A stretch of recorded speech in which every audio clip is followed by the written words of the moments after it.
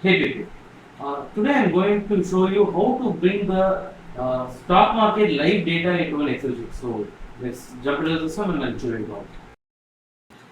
We are going to do this activity with the help of an add-in called Stock Connector. So let me show you how to take this add-in to our Excel sheet and use this add-in to get the stock value at real time. Right? So I'm gonna select Insert, and in Insert there is an option called My Addins. You select My Addins and see all.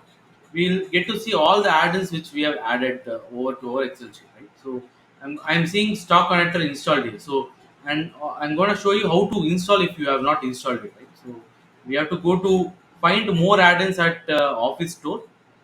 Once we click here, we get a list plethora of options like Wikipedia and all those things. Here we have to select with the keyword stock, right? Once we do it, we get a lot of options regarding stock. So here, what add-ins I was talking about is this particular add-in, stock connector. As I already added in, I need not have to do it again, right? So I'm just gonna close this. So once you have added this particular add-in, it would be visible in Home tab. So in the Home tab, it will be at the end here. So this is that particular add-in, stock connector. So we have to launch this stock connector first by clicking it's a simple mouse click. So here we have to select what stock we want to analyze, right? So for today's example, I'm going to take IDFC bank, right? So I just have to type IDFC, click enter. So once I do it, I get a lot of options for IDFC bank, right? The first option is the I think is for um, day trading, and the second is the delivery based stock, right? So I want to select this, and it is asking me which cell the value should be displayed at. So I'm going to select A1, select OK. So once I do it, I get the value 48.5, right? So here I can name it as IDFC. But okay. And the refresh rate, I can set any refresh rate. So currently my refresh rate is 1 minute. I can even set it to 30 seconds, right?